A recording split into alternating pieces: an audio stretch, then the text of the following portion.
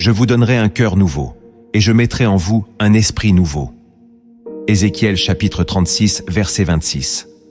Dieu ne force jamais un cœur fermé. Il attend que tu arrêtes de lutter. Il attend que tu t'abandonnes. Dieu veut changer ta vie, mais tu dois lui ouvrir la porte, même si tu ne comprends pas encore le processus. Si ce message te parle déjà, abonne-toi à cette chaîne et aime cette vidéo. Pas pour moi, mais pour semer cette parole dans ton propre cœur. Reste bien jusqu'à la fin, car ce message va bouleverser ton rapport à la foi. Dans toute la Bible, Dieu n'impose jamais sa volonté par la force. Il frappe, mais il attend qu'on ouvre. Apocalypse chapitre 3, verset 20. Ce mystère traverse les Écritures. La transformation spirituelle dépend de notre capacité à le laisser entrer. Le Christ lui-même a respecté cette logique divine. Quand il entra à Jérusalem, il pleura sur la ville parce qu'elle n'avait pas reconnu le temps de sa visitation. Luc chapitre 19, verset 44. Beaucoup prient pour le changement, mais refusent inconsciemment le processus. Ils veulent que Dieu agisse, mais sans renoncer au contrôle. Pourtant, toute délivrance commence par un abandon.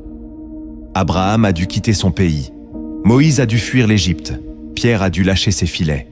Le monde moderne valorise l'indépendance, l'instantané, l'explication logique. Mais la foi commence là où la compréhension humaine s'arrête. Ce n'est pas à toi de tout saisir, c'est à toi de tout remettre à celui qui comprend tout. Il y a des vérités spirituelles que tu ne découvriras qu'en cessant de résister. Tant que tu luttes pour tout contrôler, tu bloques l'intervention divine. Mais lorsque tu t'abandonnes, Dieu commence à révéler des principes cachés, des lois célestes qui changent tout. Voici 10 révélations bibliques qui t'expliqueront pourquoi laisser Dieu agir est la plus grande décision de ta vie. Le premier principe que tu dois comprendre pour laisser Dieu changer ta vie, c'est que la transformation commence toujours dans l'invisible. Quand Dieu agit, il ne commence pas par les circonstances extérieures. Il commence par ton cœur, ton âme, tes pensées. C'est là que le combat se livre. Et c'est là que beaucoup abandonnent, parce qu'ils ne voient aucun changement immédiat dans leur vie matérielle. Mais Dieu n'est pas un prestataire de miracles. Il est le maître des profondeurs. Avant de déplacer les montagnes autour de toi, il veut déraciner les forteresses en toi. Le psaume 51, verset 12, dit « Ô Dieu, crée en moi un cœur pur, renouvelle en moi un esprit bien disposé. » Ce cri de David vient après sa faute, après sa chute, après son aveu. Il ne demande pas que Dieu répare son trône, il demande que Dieu restaure son cœur. Car David avait compris que c'est dans l'invisible que commence la reconstruction. Tant que tu refuses de lui ouvrir cet espace intérieur, Dieu attend. Il ne force pas, il ne s'impose pas. Il attend que tu cries comme David, « Crée en moi, renouvelle en moi. Transforme-moi de l'intérieur, même si je ne vois rien de l'extérieur. Car ce qui ne se voit pas aujourd'hui sera manifesté demain dans la gloire. » La patience fait partie du processus, le silence aussi. Et souvent, Dieu commence à guérir sans que tu t'en rendes compte. Il arrache des racines, il brise des chaînes invisibles. Mais ton regard humain cherche des signes extérieurs. Apprends à lui faire confiance dans l'invisible. C'est là que se cache la vraie puissance. Le deuxième principe que tu dois accueillir avec humilité, c'est que Dieu détruit toujours ce que tu refuses de lui confier. Si tu choisis de garder le contrôle, tu gardes aussi le fardeau. Et ce que tu refuses de déposer sur l'autel finit par s'écrouler dans tes mains. Abraham l'a appris avec Ismaël. Il a voulu accomplir la promesse par ses propres moyens. Il a pris une décision charnelle pour produire un résultat divin. Et Dieu a dit non. Le véritable héritier viendrait de Sarah, non de l'esclave. Ce que tu construis sans Dieu ne peut pas porter sa gloire. Tu peux l'aimer, y investir, le défendre, mais si ce n'est pas de lui, ça tombera. Et plus tu t'attaches à ce que Dieu ne t'a pas demandé de bâtir, plus tu souffriras quand il viendra l'ébranler. Dieu n'est pas cruel, il est jaloux, il veut être la source de ta transformation, pas un simple secours d'urgence. C'est pourquoi il frappe aux zones que tu protèges le plus. Il touche aux relations, aux projets, aux désirs que tu refuses d'exposer à sa lumière. parce qu'il sait que tant que tu tiens à ces choses plus qu'à lui, tu ne seras jamais libre. Le psaume 127 le dit clairement. Si l'Éternel ne bâtit la maison, ceux qui la bâtissent travaillent en vain. Tu peux avancer, mais sans fondation. Tu peux t'agiter, mais sans direction. Il faut que tu choisisses de lui remettre ce que tu essayais de sauver toi-même, car ce que tu lui confies, il le restaure. Mais ce que tu refuses de lui céder, il le laisse se détruire pour que tu apprennes à l'écouter. Le troisième principe que tu dois intégrer avec foi, c'est que Dieu agit par des chemins que tu ne comprendras jamais sur le moment. Le Seigneur n'a jamais promis l'explication immédiate. Il a promis sa présence. Quand il a conduit Israël hors d'Égypte, il ne les a pas emmenés par le chemin le plus court. Exode chapitre 13, verset 17 dit « Dieu ne les conduisit point par le pays des Philistins, quoique ce fût le plus proche. » Pourquoi ? Parce que Dieu voyait ce qu'eux ne voyaient pas. Il savait que leur foi fragile ne supporterait pas une guerre trop tôt. Il les a donc emmenés par le désert. Plus long, plus difficile, mais nécessaire. C'est ainsi que Dieu opère. Il t'éloigne de ce que tu crois être la solution, pour t'amener là où ta foi sera affermie. Le problème, c'est que tu cherches toujours à comprendre. Tu veux savoir pourquoi, comment, quand. Et tant que tu exiges des explications, tu bloques la foi. Car la foi ne demande pas à voir, elle choisit de marcher, même quand le désert semble interminable, même quand le silence de Dieu est lourd, même quand les portes restent fermées. Le véritable croyant n'avance pas à cause des signes, mais à cause de la voix. Et cette voix dit « Fais-moi confiance, même si tu ne comprends pas. » Si tu attends d'avoir tous les détails pour obéir, tu ne partiras jamais. Mais si tu obéis sans tout comprendre, tu verras un jour ce que Dieu préparait dans le secret. Le quatrième principe que tu dois embrasser, c'est que la résistance à Dieu est souvent déguisée en prudence ou en logique humaine. Tu dis « J'attends que tout soit clair ». Mais derrière cette phrase se cache une peur. Peur de perdre, peur d'échouer, peur de souffrir. Et cette peur, l'ennemi l'utilise pour t'empêcher de te remettre entre les mains de Dieu. Pourtant, la parole est claire. Ce ne sont pas mes pensées qui sont vos pensées, ni vos voix mes voix, dit l'Éternel. Ésaïe chapitre 55, verset 8. Cela signifie que Dieu va te demander des choses qui défient ta logique. Il va t'appeler à marcher, alors que tu voulais attendre. Il va t'ordonner de pardonner, alors que tu voulais te venger. Il va te dire de lâcher, alors que tu voulais sécuriser. Et si tu refuses, sous prétexte de prudence, tu bloques son œuvre. Laisse-moi te dire ceci. Il n'y a rien de plus dangereux que de suivre ta propre logique au lieu de l'esprit. Car la logique humaine voit ce qui est immédiat, mais l'esprit voit ce qui est éternel. Tu peux éviter la douleur aujourd'hui et manquer ta destinée demain. Tu peux te protéger d'une perte et perdre une visitation divine.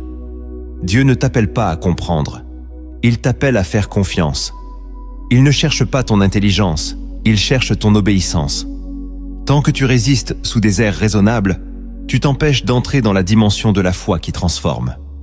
Le cinquième principe que tu dois recevoir avec courage, c'est que Dieu attend toujours un oui complet, pas un oui partiel. Beaucoup disent « Seigneur, change ma vie ». Mais garde encore des zones réservées, des territoires intérieurs non négociables. Tu veux qu'il touche ton avenir, mais pas tes fréquentations. Tu veux qu'il bénisse ton chemin, mais sans modifier ton rythme. Tu veux qu'il parle, mais seulement dans les domaines que tu lui as autorisés. Et cette sélection intérieure bloque la transformation. Dieu n'habite pas dans les compromis. Il est Seigneur de tout ou il ne l'est pas du tout. Romains chapitre 12, verset 1 nous exhorte. « Offrez vos corps comme un sacrifice vivant, saint, agréable à Dieu. » Ce n'est pas une offrande partielle, c'est un abandon total. Un sacrifice vivant, c'est un cœur qui dit oui, même quand ça fait peur, même quand c'est flou, même quand ça coûte. Et ce n'est qu'à partir de ce oui entier que Dieu commence à reconstruire sur des fondations solides. Laisse Dieu tout prendre, car c'est en lui donnant tout que tu verras sa gloire dans chaque chose. Voici la phrase que tu dois écrire en commentaire. Je lui donne tout, même ce que je ne comprends pas encore. Le 6e principe que tu dois méditer profondément, c'est que l'obéissance précède la révélation. Tant que tu attends de tout comprendre avant de bouger, tu resteras immobile. Mais quand tu fais le pas que Dieu te demande, même dans l'incertitude, alors sa lumière t'éclaire au fur et à mesure. C'est ainsi qu'il a conduit Abraham. Le livre de la Genèse, chapitre 12, nous dit « Va-t'en de ton pays, de ta patrie, et de la maison de ton père, vers le pays que je te montrerai. » Dieu n'a pas donné une carte détaillée. Il a donné une parole, et Abraham a marché. C'est là que réside la vraie foi. Laisse-moi te le dire avec autorité. Tu ne connaîtras jamais la plénitude de Dieu si tu refuses de bouger sans garantie. C'est dans l'obéissance immédiate que se cache la provision. C'est dans l'obéissance coûteuse que se révèle la puissance. Il faut que tu cesses d'attendre la confirmation de tout pour commencer. Obéis à la dernière parole claire que Dieu t'a donnée, et tu verras comment les portes s'ouvrent. Tu verras comment sa main prépare là où tu croyais te perdre. Ne cherche plus la révélation avant l'action, car l'action obéissante révèle toujours le cœur de Dieu. Il ne t'éclairera pas le chemin si tu refuses de poser ton pied. Pose-le, avance, et tu verras. Le 7e principe que tu dois recevoir avec profondeur, c'est que Dieu t'amènera toujours à mourir à toi-même avant de manifester sa gloire en toi. La vie chrétienne n'est pas une amélioration de ton ancien toi. C'est une mort suivie d'une résurrection. Paul disait « Je suis crucifié avec Christ, et si je vis, ce n'est plus moi qui vis, c'est Christ qui vit en moi. » Galates chapitre 2, verset 20. Tu ne peux pas demander à Dieu de te transformer sans accepter de mourir à ta volonté, à tes désirs, à ton ancienne identité. Ce n'est pas une perte, c'est une libération. Car tout ce que Dieu t'arrache, c'est ce qui t'éloigne de lui. Mais pour cela, tu dois passer par un brisement. Tu dois traverser ce moment où tout en toi crie « Pourquoi moi ? Pourquoi maintenant ?» Et dans ce cri, tu entends la voix du Père dire « Pour que tu renaisses selon ma volonté. » Ce n'est pas la souffrance qui sanctifie, c'est l'abandon dans la souffrance. Ce n'est pas la douleur qui sauve, c'est le choix de mourir à toi-même. La croix n'est pas un symbole religieux, c'est une réalité quotidienne. Et tant que tu refuses de porter la tienne, tu refuses la résurrection qui suit. Laisse Dieu t'amener à cette mort douce et sainte. Car ce qui meurt en toi aujourd'hui, c'est ce que Dieu ne veut plus que tu portes demain. Le 8e principe que tu dois accepter avec honnêteté, c'est que Dieu utilisera les temps d'attente pour transformer ce que tu es, pas ce que tu fais. Le temps est un outil divin. Et souvent, quand tu crois que Dieu est silencieux, c'est qu'il travaille profondément en toi. Joseph a reçu un rêve. Il devait régner. Mais avant le trône, il y a eu le puits. Avant l'autorité, il y a eu la prison. 13 années d'attente. 13 années d'injustice. Et pourtant, Dieu ne l'avait pas oublié. Il le formait. Il l'épuisait de lui-même pour le remplir de sagesse.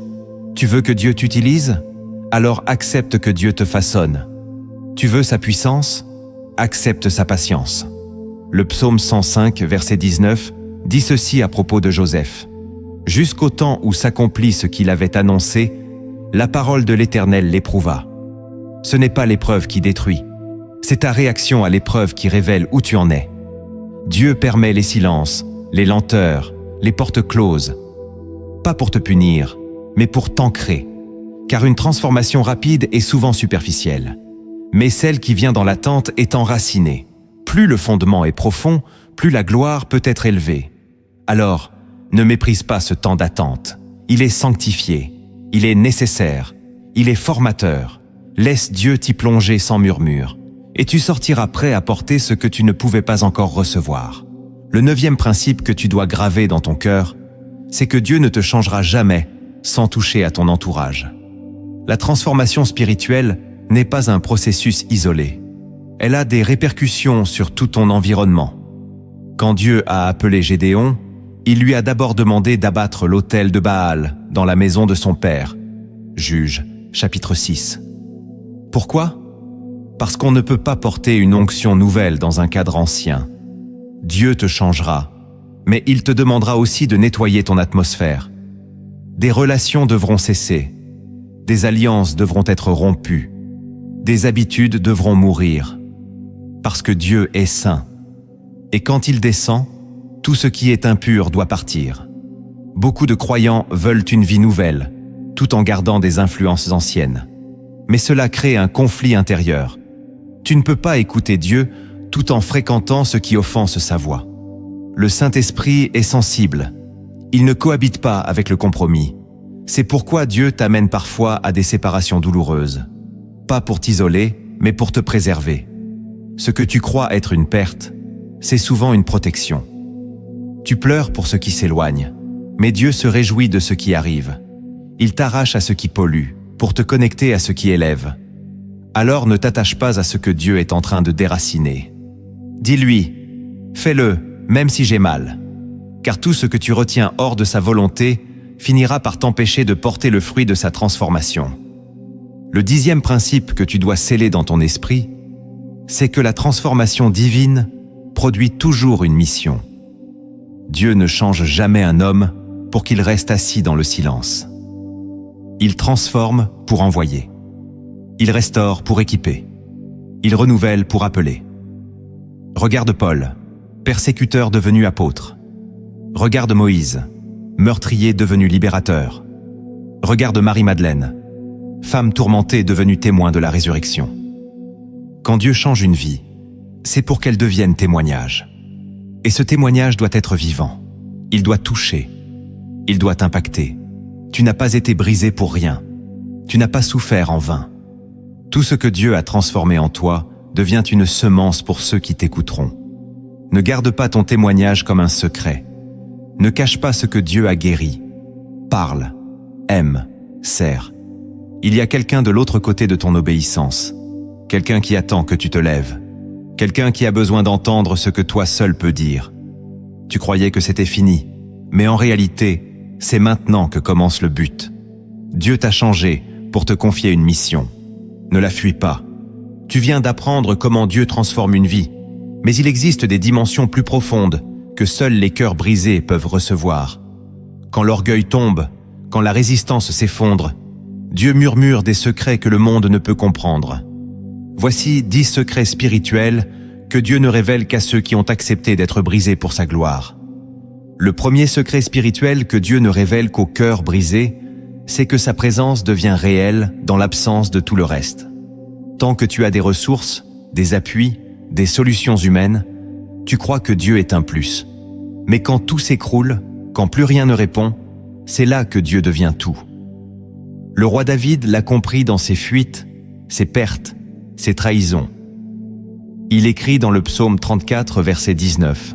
« L'Éternel est près de ceux qui ont le cœur brisé, et il sauve ceux qui ont l'esprit dans l'abattement. » Il ne dit pas « ceux qui ont prié longtemps » ou « jeûné plus que les autres ». Il dit « ceux qui ont le cœur brisé ». Pourquoi? Parce que dans ce brisement, ton orgueil se tait, ta volonté se plie, ton âme devient nue. Et Dieu s'y approche. Sa présence devient tangible, palpable. Tu ne le connais plus comme un concept, mais comme une personne. Tu ne le cherches plus seulement pour sa main, mais pour sa face. Il te suffit. Et ce moment est précieux, car c'est souvent quand tu perds tout que tu trouves enfin celui qui est tout. Ce n'est pas une punition, c'est un appel sacré. Dieu ne veut pas ton confort, il veut ton cœur.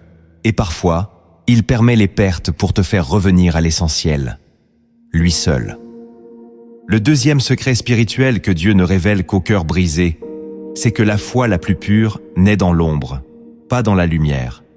Le monde pense que la foi s'exprime sur les podiums, dans les victoires visibles, dans les témoignages éclatants. Mais Dieu voit autre chose. Il regarde celui qui croit encore, quand tout semble s'effondrer. Celui qui loue dans la nuit. Celui qui dit « Tu es bon » alors qu'il n'a rien reçu. Hébreux chapitre 11 ne parle pas seulement des exploits. Il parle aussi de ceux qui ont tout perdu, mais qui sont restés fidèles. C'est là que naît une foi qui ne dépend plus des circonstances, mais d'une confiance nue, dépouillée, indestructible. Cette foi-là ne s'enseigne pas. Elle s'arrache dans les larmes, elle se forge dans les silences, elle se scelle dans les déserts. Et Dieu l'honore d'une manière que les hommes ne voient pas. C'est cette foi-là qu'il cherche. Pas celle qui demande, mais celle qui persiste. Pas celle qui réclame, mais celle qui adore même dans le vide. Si tu passes par l'ombre, sache que c'est là que Dieu construit en toi une foi que rien ne pourra briser. C'est là que tu deviens incassable. Le troisième secret spirituel que Dieu ne révèle qu'au cœur brisé, c'est que les larmes sont un langage que le ciel comprend mieux que les discours. Dans un monde de mots, de bruit, de performance, Dieu regarde celui qui pleure dans le secret, celui qui gémit quand plus rien ne sort, celui qui n'a plus de force pour prier, mais dont les larmes montent comme une prière silencieuse. Le roi Ézéchias, lorsqu'il reçoit l'annonce de sa mort, ne fait pas un long discours. Il tourne son visage vers le mur et pleure abondamment. Ésaïe chapitre 38. Et Dieu entend. Il dit à Ésaïe, « J'ai vu tes larmes. » C'est tout. Les larmes parlent, là où les mots échouent. Elles dévoilent ce que le cœur n'arrive pas à formuler. Et Dieu s'en approche. Il ne méprise pas les larmes. Il les recueille. Psaume 56, verset 9. « Tu as compté mes pas errants. Recueille mes larmes dans ton outre. Ne sont-elles pas inscrites dans ton livre ?» Le ciel garde la trace de chaque larme versée dans l'authenticité. Ne retiens pas ce que Dieu veut guérir. Ne sèche pas ce que le Saint-Esprit veut utiliser. Il y a une onction qui coule dans les larmes du juste. Et cette onction ouvre des cieux fermés.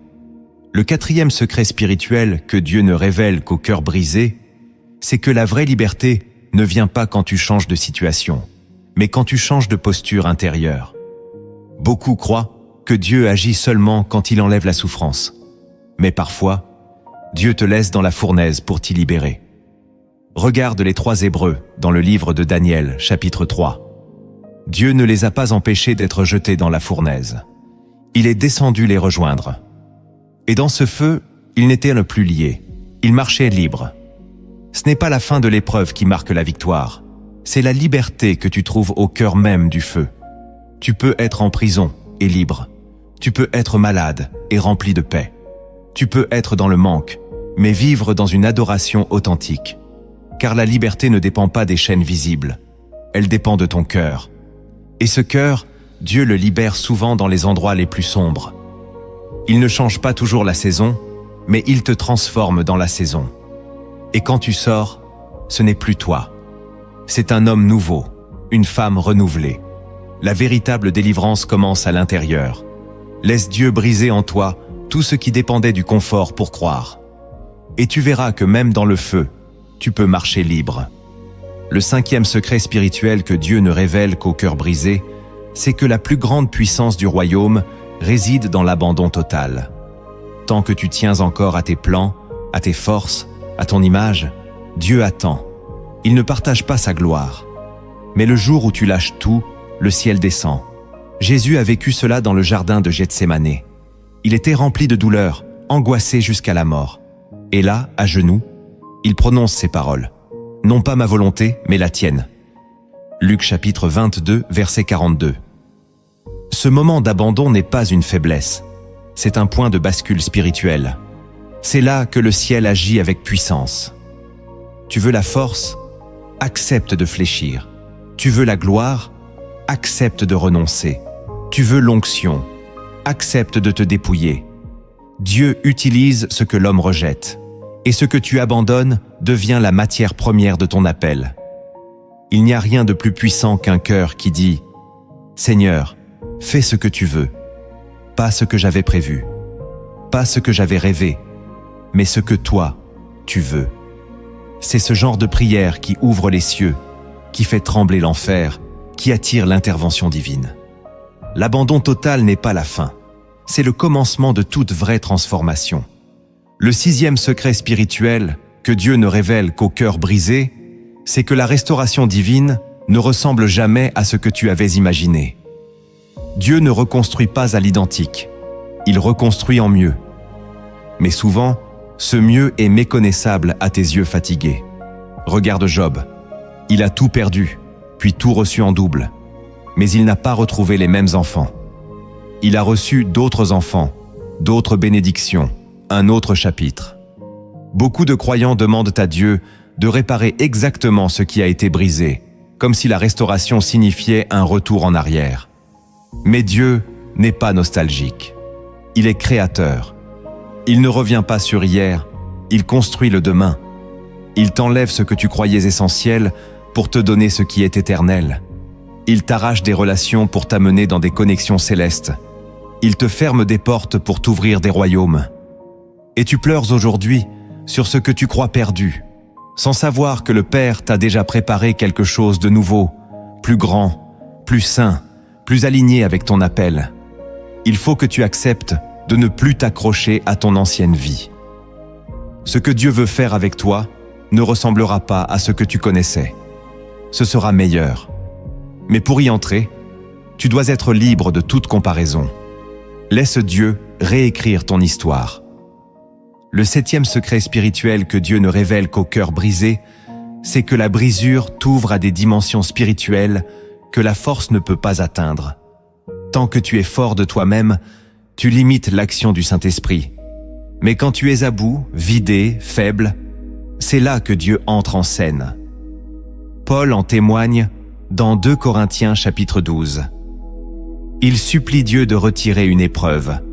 Et Dieu répond « Ma grâce te suffit, car ma puissance s'accomplit dans la faiblesse. » Ce verset n'est pas une consolation, c'est une clé, une révélation spirituelle. La puissance de Dieu ne s'impose pas dans ta force. Elle descend dans ton abandon. Et plus tu te sais faible, plus tu ouvres les cieux. Le problème, c'est que tu as appris à cacher ta faiblesse, à faire semblant, à prouver que tout va bien. Mais Dieu ne se révèle pas dans les façades. Il se révèle dans la vérité nue. C'est pourquoi le brisement n'est pas un accident, mais une invitation. Une porte d'accès au royaume. Tu veux voir Dieu agir? Accepte d'être à genoux. Tu veux toucher l'invisible? Ose avouer ton vide. Il n'y a pas de visitation sans vulnérabilité. C'est dans le cœur brisé que Dieu libère ses plus grands secrets. Le 8e secret spirituel que Dieu ne révèle qu'au cœur brisé, c'est que le silence de Dieu est parfois sa réponse la plus puissante. Tu pries, tu cries, tu attends, et rien. Et dans ce vide apparent, tu te sens oublié. Mais écoute bien ceci. Dieu est souvent silencieux quand il travaille le plus profondément. Jésus, face à Pilate, ne répond rien. Il reste muet. Parce que le silence du ciel ne signifie pas l'absence. Il signifie l'accomplissement. Quand Dieu se tait, c'est souvent qu'il agit dans une autre dimension.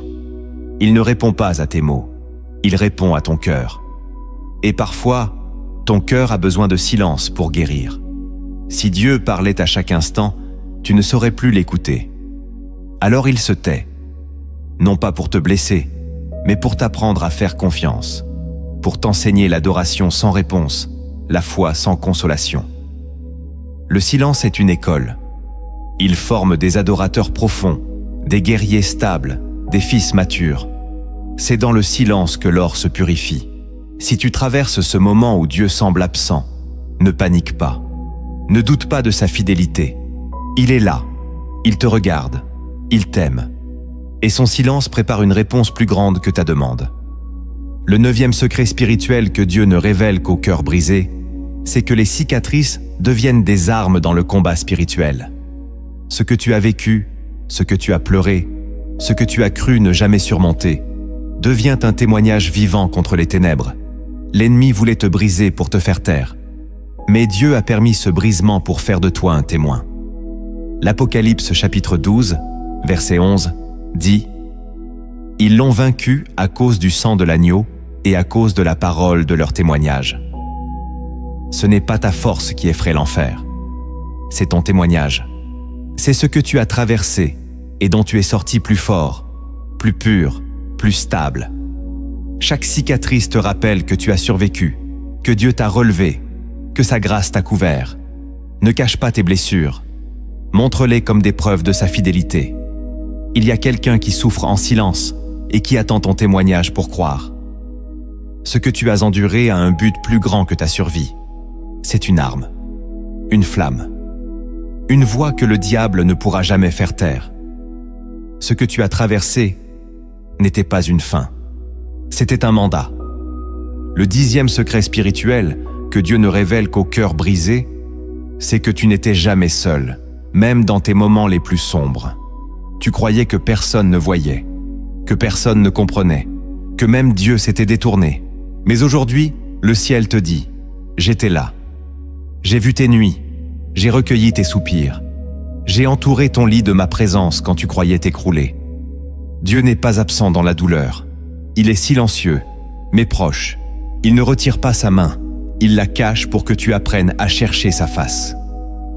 Le psaume 23 ne dit pas que tu éviteras la vallée.